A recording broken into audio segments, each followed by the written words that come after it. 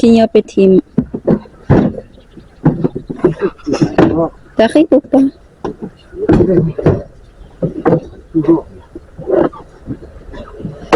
No, je peux pas. Attends. Tiens. Donc, pita.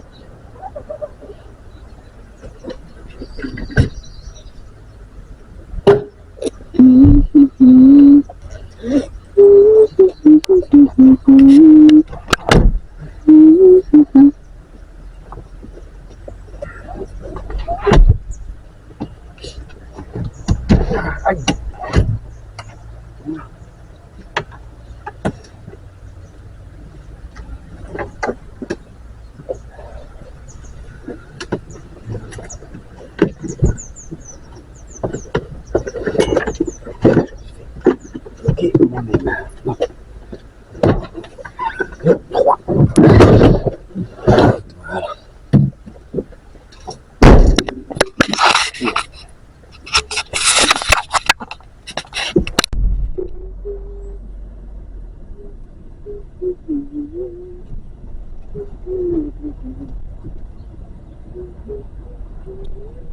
จะมี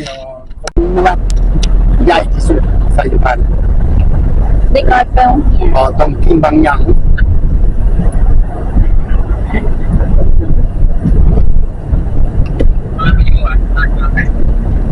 Pourquoi ça? Non, je ne vois pas le... Des noix et bouilloux. เด็กน้อยอยู่ห้องเรียนมีห้องเรียน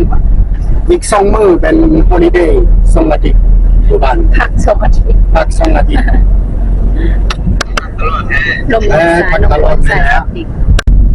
ก็ตกใจมีสัญญา จันมีจามีจันมี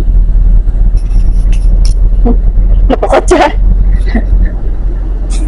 บอกว่าจะบอกเราก็จะ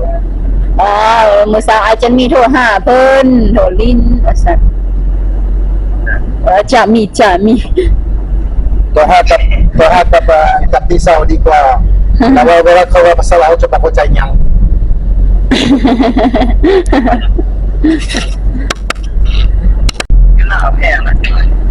ประมาณ1,200 ปัน ยิบ ราคาแท้เป็น1,200 ยูโรแต่ห้านเข้าบ่ได้บ่มีไปซื้อ ตัวนี้ ก็ลดราคา ตัวนี้ตัว แต่ที่ลาประมาณนั้นมัน30 ล้าน นี่ระบบฝนตกมันนี่ ตรงเมื่อ ไหน จะบ่บล็อกทุกคนแล้วใช่ไหม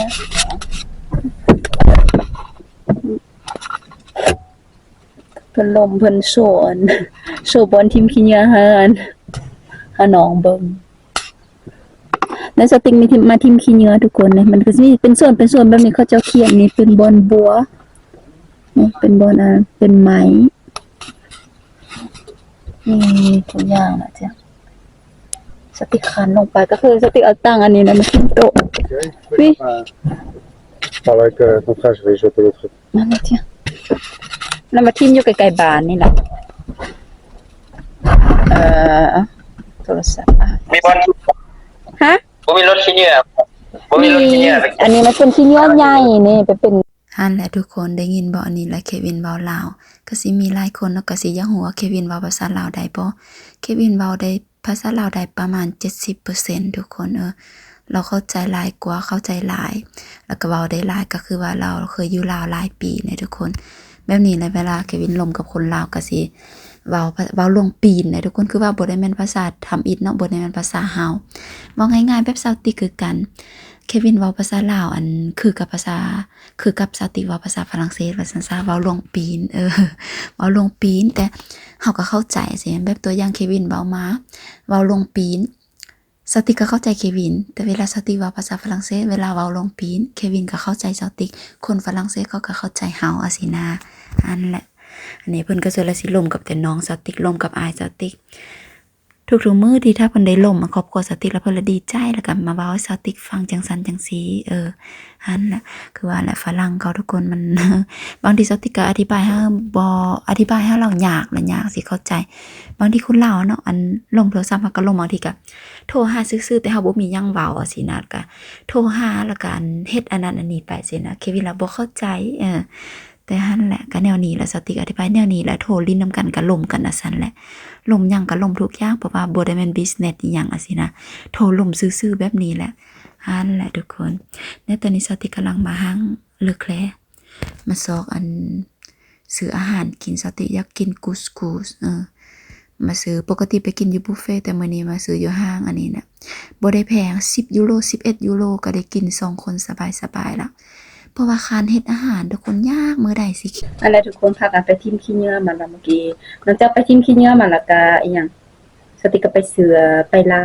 บ่แม่นไปลากุสกูอยู่อันห้างเลิกแคลกกินอยากกินกุสกูปกติเราไปกินอยู่อันบุฟเฟ่แต่ไปซื้ออยู่นี่10 ยูโรสบายกิน2คนอิ่มนะกินข้าวแล้วทุกคนนี่สติซะทุกคนบ่สติซื้ออันนี้ล่ะอ๋อซื้ออันเก้าอี้นวดนั่น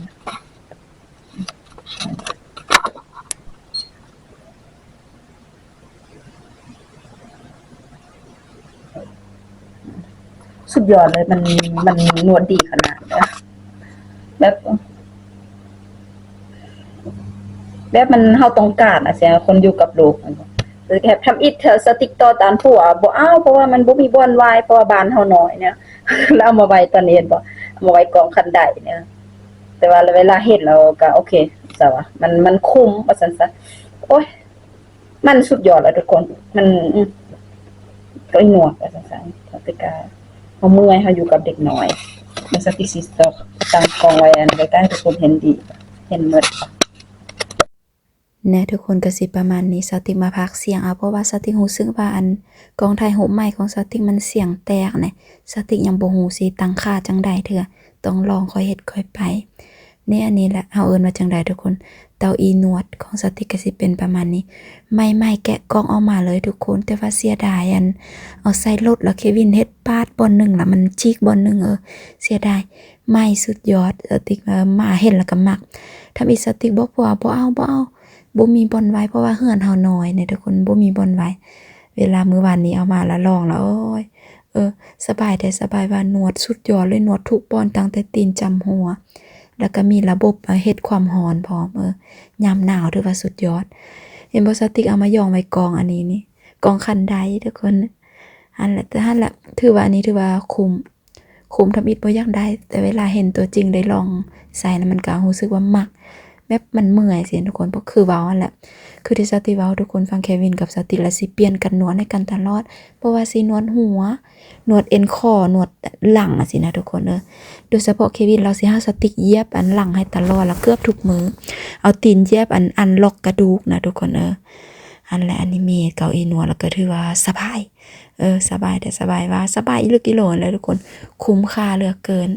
สติกมักสีมันได้งามสีแบบนี้นะสุดยอดเลยนวดสติกมักที่สุดก็คือมันนวดคอและเอ็นคอทางหลัง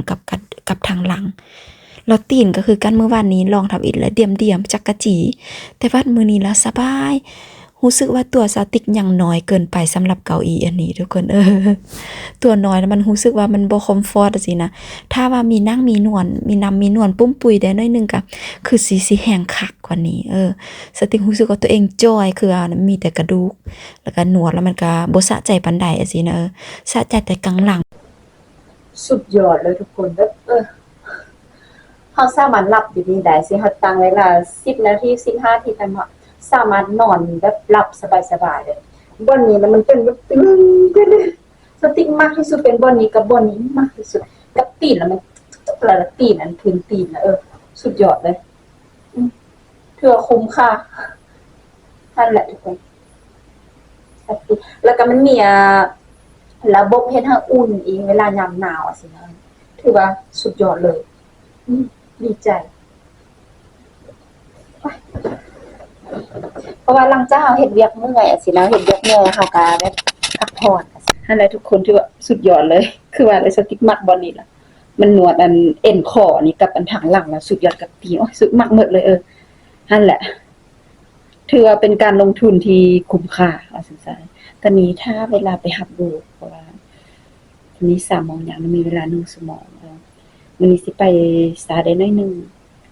บ่แม่นไปสาดอกก็สิไปฮอดโรงเรียน20 นาทีสิแล้วก็ไปเปิดเอาลูกอยู่ทางหลังเลยสินะพอลูกสาวเฮาสามารถไปอันหับได้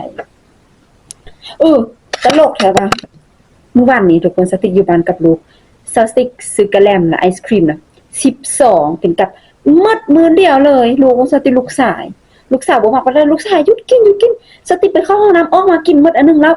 บ่ได้ล่ะก็เลยสติกก็ตัดปัญหาโอเคสิบ่ซื้อกะแลมมาไว้ตู้เย็นแล้วหั่นแหละทุกคน